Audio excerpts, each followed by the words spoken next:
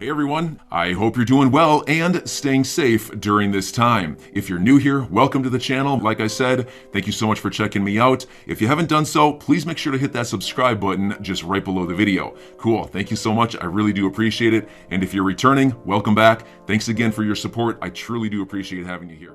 PayPal billionaire Peter Thiel slams Warren Buffett as Bitcoin's enemy number one and dubs him the sociopathic grandpa from Omaha.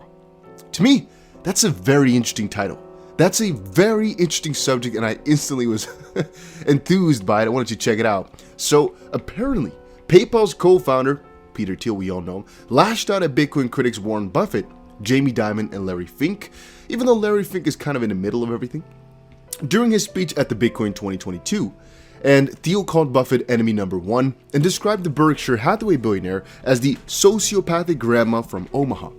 He also claimed JP Morgan CEO Jamie Dimon and Larry Fink had a left-leaning political bias against Bitcoin. Buffett, Dimon, and Fink have publicly dismissed Bitcoin, with Buffett and Fink looking at crypto investment opportunities outside the company. Thiel, a prominent Republican backer, said that Bitcoin was the future because it could never be controlled by the government, unlike woke companies. And there's actually a really important underlying message here, which I've described to you guys a multitude of times already. And that is, don't take your advice from anybody on the internet. Be careful with that. Do your own research, back it up properly, and kind of nuance everything. But more importantly, don't let your own thoughts be manipulated by billionaires. One fun thing that I hear people say is, oh, you know what, just look at what these billionaires are doing. That's going to make me money and whatnot. No, not really. Again, there's a couple of stages to wealth. The first one being the accumulation, and I guess the second easy to explain little section of it being the basically to save, keep, or harbor whatever you've gotten. These guys that we're speaking about here, they already got freaking loads of money. They don't care about you or your Bitcoin, and because of the sector in which they're heavily invested in or work in, they'd rather have it fail than succeed. Think about it. BlackRock has their foot in everything in the current financial system. Jamie Dimon is literally the CEO of one of the biggest investment banks / just traditional banks. You can understand for both of these guys why you not really want Bitcoin to pop off. And the same thing can go for a Warren Buffett, for example. It's against what they publicly are backing with their own money. So you might say, well, but why? You can put up a ton of different argumentation as to why they should be excited about it. Maybe they've said something along the lines of like in Bitcoin. Understand that even themselves, they might actually own it, but they might not tell you, or they might still, to the public, say they dismiss it or hate it because that's in their best interest. So think about it like that. Don't take too much seriousness from some words like this. It's not worth it, I think. Then, get ready for a Bitcoin short squeeze. Long traders pile up as Bitcoin struggles. Yeah, so very short term here. We've been struggling a little bit. I mean, as I said, I haven't been really paying too much attention to the crypto prices because, as you all know, even though I trade quite a lot, we didn't really add too much to our long positions for a little while. We were waiting for a bigger breakout. And even though I think one of my trades has not done too well, I think you guys saw me open that trade a while ago. We haven't really added any money to any of our longs for a good bit, and so it doesn't really hurt me too much just quite yet. Now, today I don't want to focus on the prices, I just want to focus on all the news that we have, but it's interesting to kind of watch and see this whole story unfold with this bigger breakdown again below 45,000 to see how many traders got confused, how many people lost their money. And it's kind of against the expectation because why would we, right? We were on such a good path. Why are we now breaking down? It's very interesting to watch that, but we'll talk about it a little bit later as we have the weekly close to look forward to in a couple of days. We're going to really heavily watch that. It's about a day and I guess 2 more days we have, and then we're going to watch that. So I'm going to say, let's just keep out for that. Ripple v. SEC, new email conversation shows William Hinman violated SEC's rules. This to me is very interesting. Empower US scored some extraordinary emails regarding Bill Hinman, including one that shows that Hinman was warned that he has a bar under the criminal financial conflict with Simpson because you have an ongoing financial interest in the firm.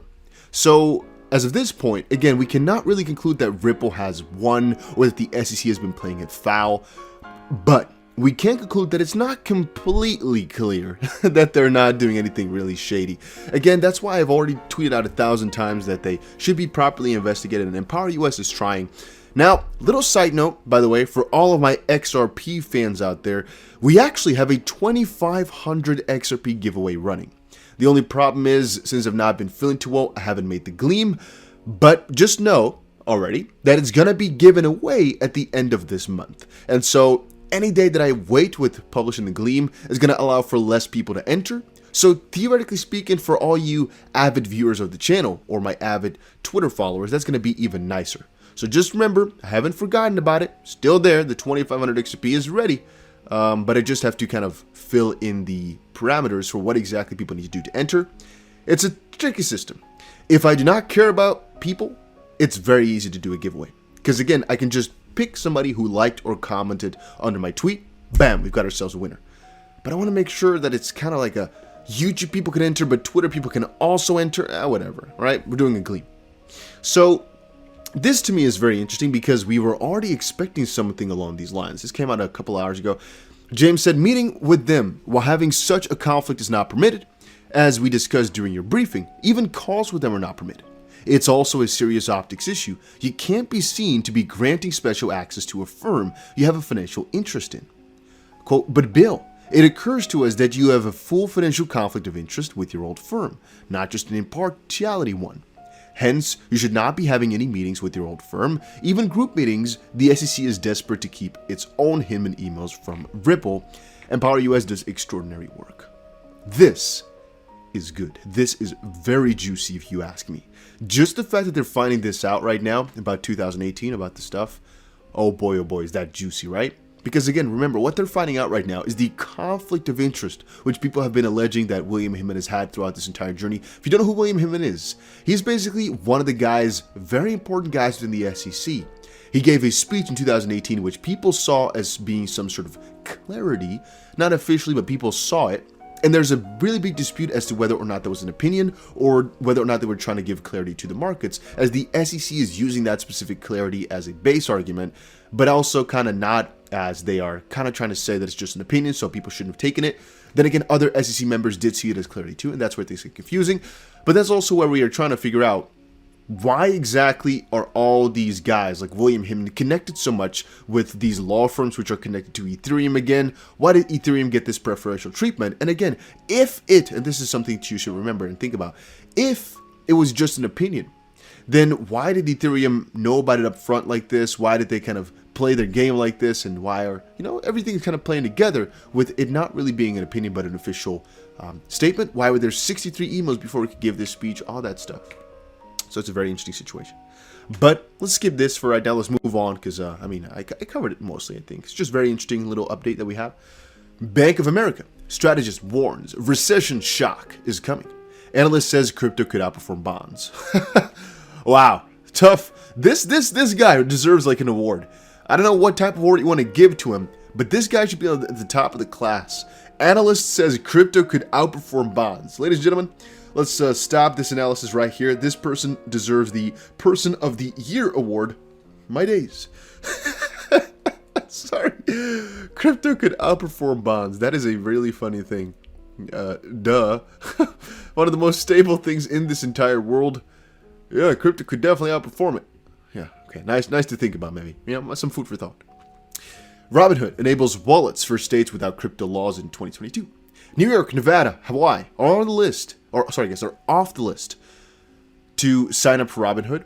The wallet will seek to associate with the BLN peer-to-peer payment network to improve its system, but apparently they're going to try this out in places that have not yet got themselves crypto laws. They've not really publicly said, we're against this, we're going to be monitoring everything, or yada yada, something along those lines. And so basically Robinhood is trying to get this done, but they don't want to face as much criticism, so they're doing it in a smart manner. And I can understand that, Just realize for yourself, and that's one of the main reasons why I keep showing these articles anyway, that crypto adoption is coming at rapid pace. It's going quick, all right? It's going very, very freaking quick. Even though some people deny it, it's going very quick.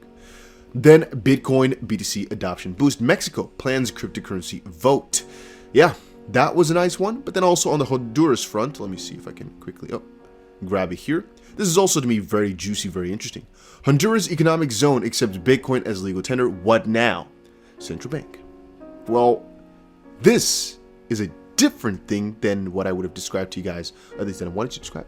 There's a difference between having like an economic zone, for example, and being completely for it in the entire country, for example, or accepting it fully as legal tender. But again, these are just steps towards the right goal. And remember, if you're talking about Bitcoin, eventually it'll be all these coins which we are excited about, like for example an XRP, like for example a Luna, like for example an Ethereum. Maybe that one is a little bit more debatable, but you guys get the idea. Talking about all these coins which we like, Terra's Do Kwon reveals huge growth plans with Avalanche after buying $100 million in AVAX.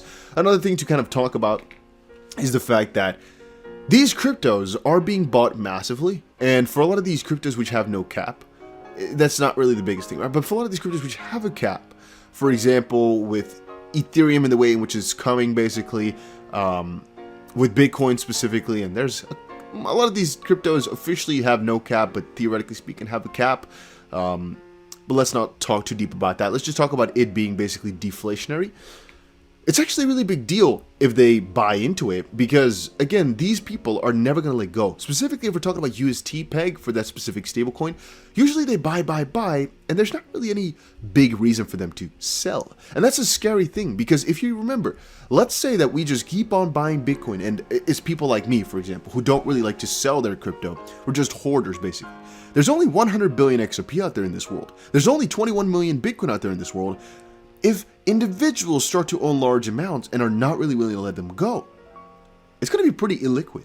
And that's, again, something which is not completely true, since it has so many decimals. It will never really be that illiquid, since, again, you can split it over 100 million pieces. So it'll probably, I don't think Bitcoin is going to go above $100 million anytime soon, if you guys get my drift. So it will never really be unsplittable. So it will not be illiquid for that specific reason either. But you know, the price will definitely increase over time, just purely because of scarcity, in the sense that there's just going to be less and less and less out there with more and more demand, most likely. At least that's my thought process into the entirety of it all. Had a couple other articles here open, I believe, some of the stuff we had from earlier today. Let's quickly check this out. First of all, Jack Dorsey has a message that will make Elon Musk very happy. I had a couple of jokes in there, I had a couple of pieces, but I'm going to skip it for right now. Let's just say Elon Musk is on the board over at Twitter. I wonder what's going to come next. I really wonder. I'm guessing they're going to do something about those crypto scam bots and whatnot, as Elon has publicly acknowledged that those are a really big problem. So I'm guessing he's going to do something about that. At least I'm feeling that. Bitcoin monthly outflows reach historically high value. This is an interesting one, right? Exchange outflows have now the value of a freaking huge amount of Bitcoin. Remember that exchange outflows, theoretically speaking, are also the scarcity effect taking place. Because on exchanges, you can see it being quote-unquote liquid. If it's off an exchange, you don't know how often it's going to be moving, which of course you have a different metric for. But just looking at this specifically, it's always a good thing. Then again, as we've seen now with the price, this article is from like 3 days ago. I've not refreshed it, but it's like 3 days ago, because that's the last time I uploaded the video. And I wanted to make this video as well, but then I was like, no, let me just sleep and take it easy for a little bit. There we go. Yeah, it doesn't necessarily mean something for the price yet. It's like for the bigger picture, okay.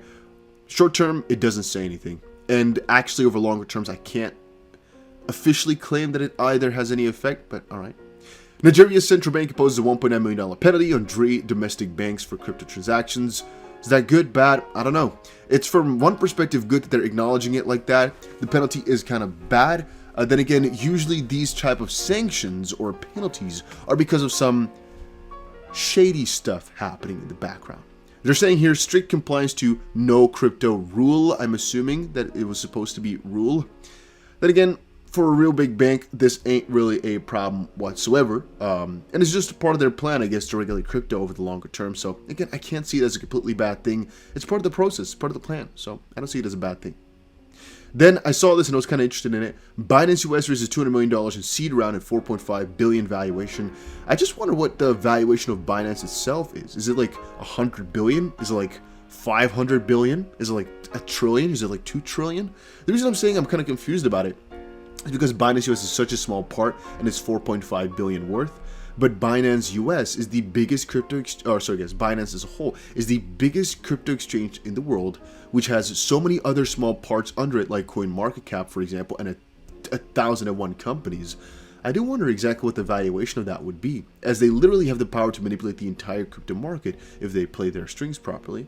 It's kind of scary if you think about it. I'm your guy. I will keep you posted. I'm your advocate. I'll be back on a daily basis, usually multiple times per day, with these videos to keep you updated with everything going on. So I hope you enjoyed the video. If you haven't done so, make sure to hit that subscribe button. Feel free to share any of my videos with your friends, family, social media, or anybody who may care to listen. Thanks so much for your continued support. I'm always here for you. I want to help you through this time. So thank you so much for continuing to choose me. Enjoy your day, stay safe, and I'll catch you again probably in a couple hours. Thanks, everybody. See you later.